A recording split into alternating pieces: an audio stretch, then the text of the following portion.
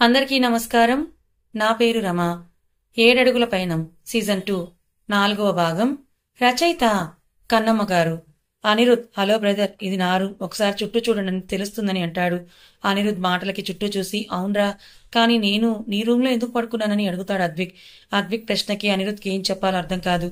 అనిరుద్ అది అది అని నసుకుతుంటే అద్విక్, ఓ నైట్ నేను తాగాను కదా, అలానే వచ్చి నీ రూమ్లో పడుకున్నా కదా అని అంటాడు. అనిరుద్ అదే అని అంటాడు. అద్విక్, మరి చెప్పడానికి తడబాటు ఎందుకురా, సరేలే నేను నా రూమ్కి వెళ్తున్నానని లేచి అతని షర్ట్ కోసం చుట్టూ చూశాడు. అనిరుద్, ఏం వెతుకుతున్నావన్నయ్యా అని అద్విక్ని చూసి అడిగాడు. అద్విక్, నా షర్ట్ ఏదిరా అని అడిగాడు. అనిరుద్కి అప్పుడు అద్విక్ని రాత్రి షర్ట్ లేకుండానే రూమ్కి తీసుకురావడం గుర్తుకొచ్చి, ఏమో అన్నయ్య, నాకు తెలియదని అన్నాడు. అద్విక్, తెలియదంటే ఏంటర్థం, నీ రూమ్లో వస్తువులు జాగ్రత్తగా ఉండవా అని అన్నాడు. అనిరుద్, నువ్వు నా రూమ్లోకి వచ్చేటప్పుడు షర్ట్ లేదు, ఇలానే వచ్చావు తెలుసా అని అన్నాడు. వాట్ అని షాకింగ్గా అన్నాడు. అనిరుద్ అని సింపుల్గా తెలిచేశాడు. నేను షర్ట్ లేకుండా రావడం ఏంటని అడిగాడు అద్విక్. అది నాకెలా తెలుస్తుంది, తాగిన మైకంలో ఏం చేస్తున్నావో తెలియదు కదా, అలానే నువ్వు నీ షర్ట్ని ఎక్కడో తీసేసి పడేసి ఉంటావు అని అన్నాడు. అద్విక్ బాధగా ఒక నిట్టూర్పు విడిచి, అది నా ఫేవరెట్ షర్ట్ రా, నేనే దగ్గరుండి ఇష్టపడి మరీ డిజైన్ చేయించుకున్నానని అంటాడు. చాలా ఇష్టం అంటున్నావు కదన్నయ్య, నీ దగ్గరికి ఎలానో అలా తప్పక చేరుతుందిలే అని అంటాడు అనిరుద్. అద్విక్ అని అంటాడు. అనిరుద్ ఏదో చెప్పేలోపు అనిరుద్ ఫోన్ రింగ్ అవుతుంది. అనిరుద్ ఫోన్ నెంబర్ చూసి కంగారు పడ్డాడు. అద్విక్ అనిరుద్ని పట్టించుకోకుండా, రేయ్, నేను నా రూమ్కి వెళ్తున్నాను, నాకు ఈరోజు ఇంపార్టెంట్ వర్క్ ఉందని చెప్పి అతని రూమ్కి వెళ్తాడు. అప్పటికి అద్దు లేచి ఆ రూమ్ నుండి వెళ్ళిపోతుంది. అనిరుద్ అద్విక్ వెళ్ళిపోగానే స్థిమితపడి, హలో చెప్పు అని అన్నాడు. అటు నుంచి ఒక అమ్మాయి, నా ప్రపోజల్కి నీ రిప్లై ఏంటని అడిగింది.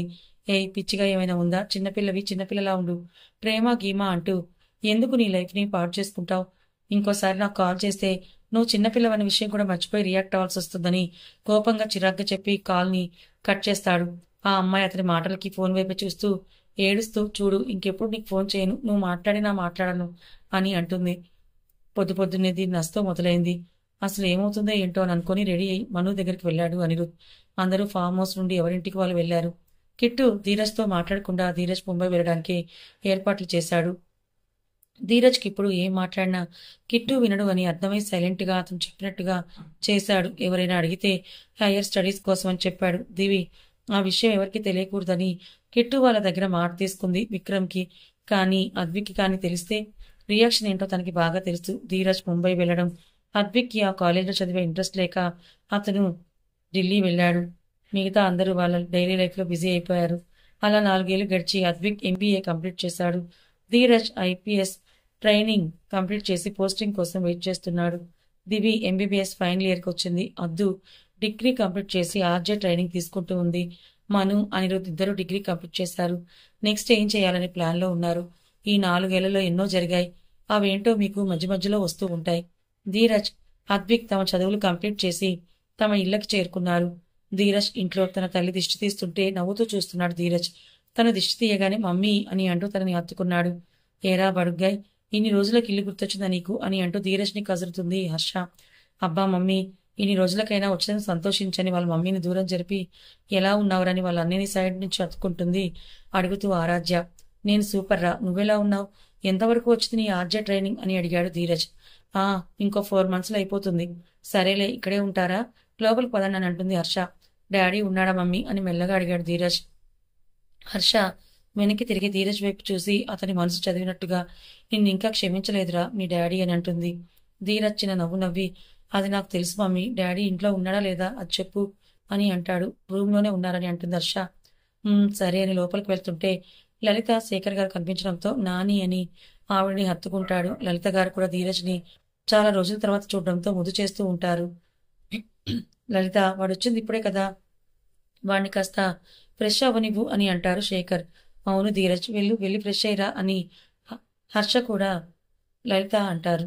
ధీరజ్ డాడీని కలిసి వెళ్తానని అంటాడు. వద్దు ధీరజ్, బావ కోపంగా ఉన్నాడు, తర్వాత మాట్లాడని అంటారు. హర్ష పర్వాలేదు మమ్మీ అని చెప్పి గిట్టు ఉన్న రూమ్లోకి వెళ్తాడు. హర్ష కూడా భయంగా ధీరజ్ వెనకే వెళ్తుంది. ధీరజ్ లోపలికి వెళ్లే టైంకి కిట్టు ఎవరితోనో సీరియస్గా మాట్లాడుతూ ఉన్నాడు. అతని ఫోన్ మాట్లాడడం అవ్వగానే ధీరజ్ మెల్లిగా డాడీ అని పిలిచాడు. కిట్టు వెనక్కి తిరిగి చూసి, హర్ష, ఎన్నిసార్లు చెప్పాలి నా ఫైల్స్ అని సరిగ్గా పెట్టమని, పెళ్ళై ఇన్నేళ్ళు అయినా కూడా నా ఫైల్స్ ఎక్కడ పెడితే అక్కడ పెడతావు అని కోపంగా అన్నాడు. హర్ష ఏదో మాట్లాడేలోపు, ఇంకా ఎన్ని రోజులు నాతో మాట్లాడకుండా ఉంటారు మీరు, నన్ను దూరం పెడతారని బాధగా అడిగాడు ధీరజ్. కిట్టు ధీరజ్ వైపు ఒక చూపు చూసి చేసిన పనికి ఇంకా చంపేయలేదని చెప్పి అక్కడి నుంచి వెళ్ళిపోయాడు. హర్ష ఏదో అనేంతలో, నాకు తెలుసు మమ్మీ, నువ్వేం చెప్పాలనుకుంటున్నావో, కొన్ని రోజులే కన్నా ఓపిక పట్టు అనే కదా. ఓపిక పడతానని చెప్పి అతని రూంలోకి వెళ్ళిపోయాడు. అప్పుడు నేను తెలియక తప్పే చేశాను. దానికి డాడీ నాకు ఇంత పెద్ద శిక్ష వేస్తున్నారని ధీరజ్ వాళ్ళ నాన్న కోపాన్ని గుర్తు చేసుకుంటూ ఉండగా అతని కోపం పెరుగుతూ ఉంటే ఫోన్ రింగ్ అవడంతో ఫోన్ వైపు చూస్తాడు. స్క్రీన్ మీద లవ్ అని దివి పిక్ వచ్చేసరికి డెవిలిష్ గా స్మైల్ అతని మొహాన్ని చేరింది. ఆరాధ్య కోపంగా బయటకు వచ్చిన వాళ్ళ డాడీని చూసి, ఇంకా ఈ కోపం ఎప్పుడు పోతుందో, అసలు ఎందుకు ఈ కోపము అని అనుకుని, మమ్మీ, అత్తయ్య నన్ను ఇంటికి పిలిచింది, నేను వెళ్తున్నాను అని అంటుంది. హర్ష, అన్నయ్య వస్తే అక్కడికి వెళ్తానంటావేంటే అని అడుగుతారు. నీ కొడుకుతో పాటు అల్లుడు కూడా వచ్చాడు కదా, వాడి కోసమే పోతున్నానని అంటుంది ఆరాధ్య. లలిత గారు అద్దు చెవి వెలిపెడుతూ, నీకు ఈ మధ్య బాగా మాటలు ఎక్కువవుతున్నాయి, ముక్కుకి తాడు వేయాలని అంటారు. అద్దు, ఆ నాని, ప్లీజ్ వదిలి, నేను సరదాకి అన్నాను అని చెవి పట్టుకుని అంటుంది. మాకు తెలియదా ఏంటి, వాడిని చూస్తేనే చాలా మూగదానిలా అవుతావు, వాడి కోసం వెళ్తున్నావంటే నమ్మాలా అని అంటారు లలిత. అద్దు హిహి అని బయటికి నవ్వుతూ, నేను బావ కోసమే వెళ్తున్నానని, బావ అంటే నాకు భయం అన్నమాట నిజమే, కానీ బావ అంటే నాకు చాలా ఇష్టం. ఆ భయాన్ని దాటి నా ప్రేమని బావ వెళ్లేలోపు చెప్పాలని అనుకుంటున్నా అని మనసులో అనుకుని నేను ఇంకా వెళ్తున్నానని చెప్పేసి తన అత్తగారింటికి బయలుదేరుతుంది అద్దు. అద్విక్ ఇంట్లో ఇల్లు మొత్తం కోలాహలంగా ఉంది. అద్విక్ వచ్చినందుకు అందరూ హ్యాపీగా ఉన్నారు. చైత్ర అద్విక్ రాగానే గుమ్మంలోనే ఆపేసి దిష్టి తీసింది. అద్విక్ చైత్ర ఫేస్ చూసి, హలో మమ్మీ, ఏంటి నీ ఫేస్లో నేను వచ్చిన సంతోషం కన్నా ఇంకా ఏదో కనబడుతోంది. ఏం లేదన్నయ్య, నువ్వు ఇన్ని రోజులు రాలేదు కదా, అందుకు కోపం, అంతే కదా మమ్మీ అని అంటాడు అనిరుద్. నువ్వు ఊరుకోరా, అసలు వీడిని అనాలి, ఏరా ఇల్లు ఒక్కసారి కూడా నీకు గుర్తు రాలేదా అని అంటుంది చైత్ర. బంగారం, నీ కొడుకు రాకరాకు వస్తే వాడి మీద అలుగుతావేంటి, ముందు వాడిని లోపలికి రమ్మని చెప్పు అని అంటాడు విక్రమ్. మీరందరూ ఒక పార్టీయే అని తెలిసిందేగా, రా అద్విక్ అని అంటుంది చైత్ర. అద్విక్ వాళ్ళ అమ్మను హత్తుకొని, ఏంటి మమ్మీ చిన్నపిల్లలా అలుగుతావు, నాకు వీలుంటే వచ్చేవాడిని కదా, అర్థం చేసుకో అని కాకా పడుతూ ఉంటాడు. నన్ను ఐస్ బాగానే చేస్తున్నావు, కానీ వెళ్ళి ఫ్రెష్ అయ్యిరా అంటుంది చైత్ర. అవునన్నయ్య, త్వరగా ఫ్రెష్ అప్ అవ్వు, ముందే నువ్వు వస్తున్నావని, నీకోసం అన్నీ నీకు ఇష్టమైనవే చేసిందని అంటుంది మనస్విని. అద్విక్, ఓ అయితే ఈరోజు అమ్మ చేతి స్పెషల్స్ తినొచ్చని నవ్వుతూ అంటాడు. ఆ అని అంటుంది చైత్ర. అద్విక్, అది సరే గాని దివి ఏది, వచ్చిన దగ్గర నుంచి కనిపించలేదు, ఏదో ఎమర్జెన్సీ కేసు వచ్చిందని వెళ్ళింది, వచ్చేస్తూ ఉంటుందిలే అని అంటాడు విక్రమ్. ఓ ఓకే అని అతని రూంలోకి వెళ్తూ డోర్ దగ్గర ఉండగా అత్తయ్య అంటూ వచ్చింది ఆరాధ్య. మనస్విని, ఏ వదిన వచ్చింది అని అద్దు దగ్గరికి వెళ్తుంది. ఆరాధ్యను చూసిన అద్విక్, అబ్బా నా బంగారం వచ్చేసింది, ఇంకా ఎంట్రీ ఇవ్వలేదేంటా ఇది అనుకున్నానని మనస్వినితో మాట్లాడుతూ ఉన్నా ఆరాధ్యని కింద నుంచి మీద వరకు స్కాన్ చేస్తాడు. వైట్ చుడిదార్ వేసుకొని దానికి మ్యాచ్ అయ్యేలాగా, తన పెదాల ఎర్రదనానికి పోటీ ఇచ్చేలా ఎర్రటి చున్నీ వేసుకుంది. మాటల్లో తన వెంట్రుకలు అడ్డు వస్తూ ఉంటే చెవి వెనక పెడుతూ ఎవరికోసమో వెతుకుతున్నట్టు ఆమె చూపులను గమనించి ఆరాధ్యని చైత్ర పిలవడంతో అతను చిన్నగా నవ్వుకొని లోపలికి వెళ్ళాడు. విక్రమ్ ఆఫీస్కి వెళ్ళాడు. మను ఇంకా అనిరుద్ తమ తమ రూమ్స్కి వెళ్లారు. ఆరాధ్య కిచెన్ గట్టు మీద కూర్చొని, అత్తయ్య ఏం చేస్తున్నావని అడిగింది. ఇదిగో మీ బావకి కాఫీ పెడుతున్నానని కాఫీ పెడుతూ అంటుంది. ఆరాధ్య, నీ మొహం వెలిగిపోతుంది అత్తయ్య బావ వచ్చినందుకు అని అంటుంది. చైత్ర చిన్నగా నవ్వి, పిల్లలు మన దగ్గర ఉంటే తల్లి మనసు ఎప్పుడు సంతోషంగానే ఉంటుంది తల్లి, మీ నవ్వు చూస్తే చాలు మా కడుపు నిండిపోతుంది అని అంటుంది. ఆరాధ్య నవ్వుతుంది. చైత్ర, సరేలే గాని నాకు కొంచెం పని ఉంది, ఈ కాఫీ తీసుకెళ్లి మీ బావకి ఇచ్చేసిరా అని అంటుంది. ఆరాధ్య బిక్కమొహం వేసుకొని, నేనా అని అడుగుతుంది. చైత్ర, అవును నువ్వే అని ఆరాధ్య చేతిలో కాఫీ కప్ పెడుతుంది. ఇప్పుడు నేను బావ రూమ్కి వెళ్ళాలా, ఓ గాడ్ అని అనుకుంటూ, లేదు నేను బావకి భయపడకూడదు, ఫ్యూచర్ మొత్తం నాకు బావనే కాబట్టి నేను బావతో ధైర్యంగా మాట్లాడతాను అని గట్టిగా అనుకుని అద్విక్ రూమ్ దగ్గరికి వెళ్తుంది. ఆ రూమ్కి దగ్గర అవుతున్న కొద్దీ అద్దుకి టెన్షన్గా అనిపిస్తూ ఉంటుంది. అద్దు కిచెన్ నుంచి బయటకు వెళ్లడంతో మెల్లగా కిచెన్లోకి వెళ్ళాడు విక్రమ్. చైత్ర అద్విక్ ఇష్టమైనవన్నీ చెయ్యాలని పిండి తడుపుతూ ఉంది. విక్రమ్ మెల్లగా వెళ్లి చైత్రని వెనక నుంచి హత్తుకున్నాడు. చైత్ర ముందులికి పడిన ఆ స్పర్శ ఎవరిదో అర్థమై నవ్వుకొని తన పనిలో పడింది. విక్రమ్ తన భుజం మీద తలపెట్టుకుని, ఏంటి మేడం గారు కొడుకొచ్చారని వాడికి ఇష్టమైన చేత పనిలో ఉన్నట్టున్నారు అని అన్నాడు. అవును విక్కీ, వాడు ఇన్ని రోజులు సరిగ్గా తిన్నాడో లేదో, అందుకే ఈ రోజు అని కూడా అన్నీ వాడికి ఇష్టమైనవి చేస్తున్నానని అంటుంది. ఎప్పుడైనా నా కోసం ఇలా చేశావా, మీ అత్తమ్మ చేస్తే తింటావు కానీ చేశావా అని కసురుతున్నట్టు అంటాడు విక్రమ్. నీకు మీ అమ్మ ఎలా చేశారో నేను కూడా నా కొడుక్కి అలాగే చేస్తున్నాను అని వెనకకు తిరిగి విక్రమ్ వైపే చూస్తూ కళ్ళు ఎగరేస్తూ ఉంది చైత్ర. విక్రమ్ చైత్ర కళ్ళలోకి చూస్తూ, నీకు నీ పిల్లలుంటే ఈ విక్రమ్ అసలు గుర్తుకు రావడం లేదు, నన్ను పట్టించుకోవడం లేదు. ఇలా ఇంకోసారి జరగకూడదంటే నేను నీకు పనిష్మెంట్ ఇవ్వాలి. అప్పుడే నీకు నేను గుర్తుంటానని తనని దగ్గరగా లాక్కొని అతని మొహాన్ని ఆమె మొహానికి దగ్గరగా చేస్తూ ఉంటాడు. ఆమె పెదవులు అందుకుంటాడు అనగా చైత్ర విక్రమ్ చేసేది ఊహించి అతని పెదవుల మీద చేయి అడ్డుగా పెట్టింది. విక్కీ, ఏం చేస్తున్నావు అర్థమవుతుందా? ముందిక్కడి నుంచి వెళ్ళు, ఇంకా చిన్నపిల్లాడి వేషాలేంటని సిగ్గుపడుతూనే విక్రమ్ని కసురుతుంది చైత్ర. విక్రమ్ చైత్ర కళలో సిగ్గును చూసి ఆమెను హత్తుకొని, నీకు 100 సార్లు చెప్పాను, మన పిల్లలకి పిల్లలు పుట్టినా వాళ్ళకి పిల్లలు పుట్టినా నేను నీతో ఇలానే ఉంటానని. ఇదిగో నీ కళలో కనిపించే ఈ ప్రేమ ఎప్పుడైతే తగ్గుతుందో అప్పుడు నా ప్రవర్తనలో కూడా తేడా వస్తుంది. నీ బుగ్గల్లో నేను తాకినప్పుడు వచ్చే ఎరుపు తగ్గితే అప్పుడు నేను కూడా నిన్ను చూసుకునే పద్ధతి మార్చుతానని ప్రేమగా అంటాడు. విక్రమ్ ప్రేమకి చైత్ర అతని నుదుటి మీద ముద్దు పెట్టి, నీ మీద నా ప్రేమ పెరుగుతూనే ఉంటుంది కానీ తగ్గదు విక్కీ అని కలలోకి చూస్తూ అంటుంది. ఇద్దరు ఒకరి కళల్లోకి ఒకరు చూసుకుంటూ ఉంటారు. అప్పుడే వాటర్ కోసం అక్కడికి వచ్చిన మను వాళ్ళ అమ్మానాన్నలను అలా చూసి షాక్ అయింది. ఇద్దరి కళల్లో ఒకరి మీద ఒకరి ప్రేమ తెలుస్తుంటే, అమ్మా నాన్న ఇన్నేళ్ళైనా ఒకరంటే ఒకరు ఎంత ప్రేమగా ఉంటారు. అసలు వీళ్ళు గొడవ పడటం నా ఊహ తెలిసినప్పటి నుంచి నేను ఎప్పుడూ చూడలేదు. బహుశా అమ్మా నాన్నల మధ్య ఏర్పడిన బంధం అంత బలమైనదనుకుంటా అని వాళ్ళని అలా ఫోటో తీయాలని అనుకుని ఫోన్ తీసుకుని సైలెంట్ గా ఫోటో తీస్తుంటే సడన్ గా ఫ్లాష్ ఆన్ అయి చైత్ర విక్రమ్ ఇద్దరు డిస్టర్బ్ అయ్యారు. ఫ్లాష్ పడేసరికి వాళ్ళ మీద ఏదో లైట్ పడిందని అనుకుని లైట్ ఎట్నుంచి వచ్చినా అని ఇద్దరు చూసేసరికి మను హిహిహి అని నవ్వుతూ వెర్రి నవ్వు నవ్వుతూ కనిపించింది. మనుని అక్కడ చూసేసరికి చైత్ర సిగ్గుతో దూరం జరుగుతుంటే విక్రమ్ తనని వదలకుండా తనని అలానే పట్టుకున్నాడు. విక్రమ్, మను నువ్వు ఫొటోస్ తీస్తున్నావంటే మంచి పోజ్ ఇస్తాం కదా, అలానే తీసావేంటి అని అడిగాడు. చైత్ర విక్రమ్ మాటలకి షాకింగ్ గా చూస్తూ ఉంది. లేదు డాడీ, ఇందాక మీరిద్దరు ఎంతో బాగున్నారని నవ్వుతూ తను తీసిన ఫోటో చూపిస్తూ ఉంటుంది. మను. చైత్ర తేరుకొని విక్రమ్ ని దూరం తోసి, ఏంటి అంటున్నావు? పెద్ద చిన్న లేదా? అయినా ఇక్కడ నీకేం పని? మీరు కూడా ఏంటండి దాంతో అలా మాట్లాడుతున్నారు? మీరిలా ఉండబట్టే వీళ్ళు నలుగురు తోడు దొంగలా తయారయ్యారు. ఇష్టం వచ్చినట్టుగా చేస్తున్నారని కసురుతుంది. మను. మమ్మీ, ఫోటో తీసింది నేను, డాడీని ఎందుకు అంటున్నావు? అయినా ఇలా వంట రూమ్ లో ఇలా చేయమని ఎవరు చెప్పారు మీకు? నేను వాటర్ కోసం వచ్చాను, నాకేం తెలుసు మీరు కిచెన్ పర్సనల్ పనిలో ఉన్నారని అంటుంది. మను మాటలకి విక్రమ్ నవ్వుతుంటే, అసలు ఎలా మాట్లాడుతుందో చూడండి, పెద్దంతరం చిన్నంతరం లేకుండా పోతోంది. అయినా వాళ్ళని ఏం లాభంలే, వాళ్ళని గారాబం చేసి ఇలా చేసిన మిమ్మల్ని అనాలి అని విక్రమ్ ని కోపంగా చూస్తూ ఉంటుంది చైత్ర. విక్రమ్ నవ్వుతూ మను పక్కకు చేరి, నన్ను తర్వాత అనొచ్చు కానీ ముందు నీ కొడుకేదో చేస్తున్నట్టున్నావుగా అది చెయ్యి అని చైత్ర వైపు చూసి చెప్పి, పద మను, ఇక్కడుంటే మీ మమ్మీ మనల్ని మాటలంటూనే ఉంటుంది, ఇది మనకు అలవాటే కదా అని మనుని తీసుకుని వెనక్కి వెళ్తూ తిరిగి చైత్ర వైపు చూసి కన్ను కొట్టాడు. విక్రమ్ అలా కన్ను కొట్టడం మను చూపు దాటిపోలేదు. వాళ్ళ అమ్మ నాన్నల ప్రేమను చూసి ఆనందపడింది మను. విక్రమ్ చేసిన పనికి చైత్ర షాక్ అయి వాళ్ళు వెళ్ళిన తర్వాత, ఈ విక్కీ మాయగాడు నన్ను ఇప్పటికీ మాయ చేస్తూనే ఉన్నాడు అని తనలో తను నవ్వుకొని వంట పనిలో నిమగ్నమవుతుంది. ఇక్కడ ఇలా అవుతూ ఉంటే భయం భయంగా అద్విక్ రూమ్ దగ్గరికి వెళ్తుంది అద్దు. రూమ్ డోర్ కొంచెం క్లోజ్ చేసి ఉండడంతో డోర్ మెల్లిగా ఓపెన్ చేసి అదురుతున్న గుండె చప్పుడుతో లోపలికి అడుగు పెట్టింది. రూమ్ లోకి వెళ్ళిన అద్దుకి అద్విక్ రూమ్ లో కనిపించలేదు. బావ రూమ్ లోనే ఉండాలి కదా, ఇక్కడ లేడేంటి అని అనుకుంటూ ఉండగా బాత్రూమ్ నుండి వాటర్ సౌండ్ రావడంతో, ఓ ఫ్రెష్ అప్ అవుతున్నాడా అనుకుని కాఫీ ఇక్కడ పెట్టైనా లేదా బావ వచ్చే వరకు ఆగనా అని ఆలోచిస్తూ ఉంది అద్దు. తనలా ఆలోచనలో ఉండగానే బాత్రూమ్ నుండి బయటకొచ్చాడు అద్విక్. వెనక నుంచి అద్దుని చూసి, బంగారం నా రూమ్కి వచ్చింది ఏంటని అనుకుంటూ తననే చూస్తూ ఉండగా అద్దుకి ఎవరో తనని చూస్తున్నట్టుగా అనిపించి వెనక్కి తిరిగి చూసింది. అంతే, తన గొంతు మొత్తం తడారిపోయింది. అద్విక్ స్నానం చేసి టవల్ కట్టుకుని బయటకొచ్చాడు. అతనిని అలా చూడగానే అద్దుకి తనకు తెలియకుండానే భయం పెరిగింది. చెమటలు పట్టేశాయి. అతన్ని భయంగా చూస్తూ ఉంది. అద్విక్, అద్దు ఎలా ఉన్నావు, ఎప్పుడొచ్చావని క్యాషువల్ గా అడిగాడు. అద్దు అతన్ని అలా చూడలేకపోయింది. అతన్ని అలా చూస్తుంటే తనకి లోపల కంగారు పడుతూ ఉంది.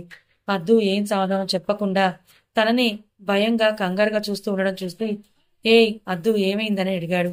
అద్దు కళ్ళు కిందకి దించేసి, బావా అత్తని కాఫీ ఇవ్వమని చెప్పింది, ఇదిగో ఇక్కడ పెడుతున్నానని అంటూ టేబుల్ మీద పెట్టి తాగు అని వడివడిగా చెప్పి బయటకు వెళ్ళిపోతుంటే తన మీదేదో పడేసరికి ఉలిక్కిపడి అద్విక్ని హత్తుకుంది. సడన్ గా అద్దు తనని అలా హత్తుకుంటుందని ఊహించని అద్విక్ అద్దుతో సహా బెడ్ మీద పడ్డాడు. అలా పడే టైంలో ఒకరి పెదవులు ఒకరిని తాకాయి. అలా జరిగేసరికి అద్దు అద్విక్ ఇద్దరు షాక్ అవుతారు. అద్విక్ బాడీ డైరెక్ట్ గా తనకు తాకుతూ ఉంటే తనకి కంగారుగా భయంగా అనిపించి లేవబోయింది అద్దు. కానీ అద్విక్ తన చున్నీ మీదనే పడుకుని ఉండడం వల్ల మళ్ళీ అద్విక్ మీదనే పడింది అద్దు. అద్విక్ వైపు కంగారుగా చూస్తుంటే అద్విక్ తన కంగారు అర్థమైనట్టుగా ఇద్దరం కలిసే లేద్దామని అంటూ ఆమెతో పాటు అతను లేచాడు. అలా అతని నుండి దూరం జరగడం ఆలస్యం. ఆ రూమ్లో ఒక క్షణం కూడా ఉండకుండా ఫాస్ట్గా బయటికి వచ్చేసింది అద్దు. హాస్పిటల్లో ఎమర్జెన్సీ కేసు రావడంతో హాస్పిటల్కి వెళ్ళి వచ్చే దారిలో బావ ఇంటికి వచ్చేసి ఉంటాడని అనుకుని అతనితో మాట్లాడాలని ఫోన్ చేసింది ధీరజ్. దివి కాల్ చేయడం చూసి లిఫ్ట్ చేసి హలో బేబీ ఎలా ఉన్నావు అని అడిగాడు. దివికి ధీరజ్ బేబీ అని అంటుంటే క్యూట్గా అనిపిస్తున్నా అది తెలియనివ్వకుండా బావా నన్ను బేబీ అని పిలవకని ఎన్నిసార్లు చెప్పాలి నీకు అని అంటుంది. నేను కూడా నీకు చాలాసార్లు చెప్పాను నేను అలాగే పిలుస్తాను అని, అయినా నేను నీతో మాట్లాడాలని అనుకోవడం లేదు బాయ్ అని అంటూ కాల్ కట్ చేయబోతుంటే బావా బావా అని పిలిచింది దివి ధీరజ్ని. ఏంటి అన్నాడు ధీరజ్. ఏంటి కోపంగా ఉన్నావు ఏమైందని అడిగింది దివి. కోపం కాకపోతే ఇంకా ఏమొస్తుంది, నేను వస్తున్నానని తెలిసి కూడా నువ్వు నన్ను చూడడానికి రాలేదు కదా అని అంటాడు ధీరజ్. ఓ అదా, నేను ఇంటికే బయలుదేరుతుంటే ఎమర్జెన్సీ కేసు వచ్చింది అందుకే రాలేకపోయానని దివి అంటుంది. నీకు నా మీద ప్రేమనే లేదు అందుకే నాకన్నా నీకు డ్యూటీ ఎక్కువైంది అంటాడు ధీరజ్. ఆహా ఆ మాట నిజం కాదని నీకు తెలుసు, నేను నిన్ను ప్రేమిస్తున్నానో లేదో కూడా తెలుసు, మళ్ళీ అంటావేంటి అంటుంది దివి. నాకు తెలిసే నీకు నేనంటే ఇష్టమని, అది ఇంకా ఇంకా పెరగాలి, నా కోసం నువ్వు ఏదైనా చెయ్యాలి, అప్పుడే కదా తర్వాత నువ్వు బాధపడేదని ధీరజ్ అతని మనసులో అనుకుంటాడు. కానీ నన్ను ఇది ప్రేమిస్తోందని ఎప్పుడు చెప్తుంది, అది నాకు చెప్తేనే కదా నేను నా ప్లాన్ ఇంప్లిమెంట్ చేయగలను, ఇది ఎలాగైనా చెప్పేలా చేయాలని అనుకుంటూ దివి మాటలు వింటూ ఉంటాడు. అయినా ఒక ప్రాణం పోయే పరిస్థితిలో ఉంటే అది వదిలేసి నీకోసం ఎలా రాగలను, ప్రాణాలు కాపాడడానికే కదా డాక్టర్ని అయ్యాను, నువ్వు కూడా అందరినీ రక్షించడానికి కదా పోలీస్ డిపార్ట్మెంట్లో జాయిన్ అయ్యావు అని అంటుంది దివి. ధీరజ్ ఈ లెక్చర్ ఆపి ఎప్పుడు కలుస్తున్నావు చెప్పు అని అంటాడు. ఈవినింగ్ ఇంటికి వస్తానులే, అప్పుడు అన్నయ్య వచ్చాడు కదా ఇంటికి వెళ్తున్నానని అంటుంది దివి. సరే వచ్చేటప్పుడు నాకు చెప్పాల్సిన పదాలు కాకుండా అవి చెప్పేట్టు ప్రిపేర్ అయ్యిరా. అలాగే ఎలాగైనా సరే ఈ రోజు నువ్వు నాకు ఆ 3 words చెప్పాలని అంటాడు. ఆ దివి అతని మాటలకు సిగ్గుపడుతూ సరే చూద్దాంలే అని చెప్పి కాల్ కట్ చేసేస్తుంది దివి. దివి అలా సిగ్గుపడుతూ ఉండగానే తన ఫోన్ రింగ్ అవుతుంది. ఫోన్ స్క్రీన్ చూసి తన పెదవుల మీద చిరునవ్వు ఇంకా ఎక్కువే కాల్ లిఫ్ట్ చేస్తుంది. హలో మధు, నీకో విషయం చెప్పాలరా అని హ్యాపీగా అంటుంది. ఏంటి, మా అమ్మ చాలా హ్యాపీగా ఉంది అంటే ఆ విషయం కంపల్సరీగా ధీరజ్ బ్రో గురించి అయి ఉంటుంది అవునా అని అంటాడు మధు. దివి కొంచెం సిగ్గుపడుతూ అవునరా, బావ ఇంటికొచ్చాడు, ఈరోజు బావకి నా మనసులో మాట చెప్పాలని అనుకుంటున్నానని అంటుంది. మధు ఓ సోస్, నువ్వు అంత పని చెయ్యమాకే తల్లి, నీకు శతకోటి దండాలు పెడతానని ఒక టైప్ స్లాంగ్ లో చెప్తాడు. దివి అయోమయంగా ఏంట్రా ఏం మాట్లాడుతున్నావు నువ్వు అని అడుగుతుంది. నేను చెప్పేది ముందు వినుకోవే దివ్యమ్మ అని అంటాడు మధు. సరే సార్ చెప్పండి అని వినయంగా అంటుంది. మా మగాళ్ళు కొంచెం తిక్కతిక్కగా ఉంటాం, ప్రేమ ప్రేమ అని మస్తు మంది వెంటపడతాం, ఎవరో ఒకరు తగలకపోతారా అని, మీ బావని ఏదో చెప్పేలోపే దివి గట్టిగా ఆపుతావా అని అంటుంది. మధు దెబ్బకు సైలెంట్ అవుతాడు. దివి కోపంగా ఇప్పుడు గాని నువ్వు నా ముందు ఉంటే చచ్చేవాడివే అని అంటుంది. నిజాలు మాట్లాడితే గట్లే ఉంటాదమ్మి అని వెటకారంగా అంటాడు మధు. మధు అని ఫోన్లో కోపంగా అరుస్తుంది దివి. నువ్వు అరిచినా నేను చెప్పేది తప్పకుండా ఉండనమ్మి అని అంటాడు మధు. సరే చెప్పి ఏడు అని అంటుంది దివి. దివ్యమ్మ, అబ్బాయిల ప్రేమ ఒక్కోసారి ప్రేమ వరకే మిగిలిపోతుంది, అట్లా నీ ప్రేమ కాకూడదు, మీ బావ నిన్ను నిజంగా ప్రేమిస్తున్నాడా లేదా అని తెలుసుకుని ఆ తర్వాత నీ మనసులో మాట చెప్పేయి అని అంటాడు మధు. కానీ మధు బావ అందరిలాంటి వాడు కాదు, చాలా మంచోడు, నన్ను నిజంగానే ప్రేమిస్తున్నాడని అంటుంది. నేను నీకోసమే ఆలోచిస్తున్నానమ్మా, నేను నీ విషయాలు ఎలాంటి ఛాన్స్ తీసుకోను, రిస్క్ తీసుకోను, నువ్వు బాధపడితే చూస్తూ ఉండలేనని అంటాడు మధు. మధు అంతలా చెప్పడంతో దివి ఆలోచన పడుతుంది. మధు ఆలోచనలో పడిందని అర్థమై చూడు అమ్మి, నేను నీకోసమే చెప్తున్నానని అంటాడు మధు. సరే నువ్వు అంటున్నావుగా, నేను బావ నిజంగా నన్ను ప్రేమిస్తున్నాడని కన్ఫర్మ్ చేసుకొని నీకు ప్రూవ్ చేసి ఆ తర్వాత ఓకే చెప్తాను సరేనా అని అంటుంది. మధు సంతోషంగా థ్యాంక్స్ అమ్మా, థ్యాంక్ యూ అని అంటాడు. నీ తొక్కలో థ్యాంక్స్ ఎవరికి కావాలి, కానీ నన్ను కలవడానికి ఎప్పుడు వస్తున్నావు నువ్వు చెప్పు అని అడుగుతుంది దివ్వి. ఇప్పుడు వచ్చే సూచనలేవి లేవమ్మా అని అంటాడు మధు. ఎందుకురా ఇప్పుడు ఏదో ఒకటి చెప్తావు, నాకన్నా నీకు నీ వర్క్ ఎక్కువైంది కదా అని డ్రామాటిక్ గా అంటుంది దివి.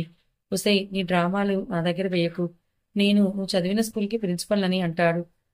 కనిపెట్టేశావా అని అంటుంది. హా నువ్వే కదా నేను వెళ్ళను అంటున్నానని ఇక్కడ పంపించావు, ఇంకా అనుభవించు అని అంటాడు. అది కాదురా, అంకుల్కి ఇప్పుడు నీ హెల్ప్ కావాలి కాబట్టి నిన్ను పంపించాను, కానీ మరీ ఇన్ని రోజులు అవుతుందని నేను అనుకోలేదని అతని కలిసి చాలా రోజులు అవడంతో బాధగా అంటుంది.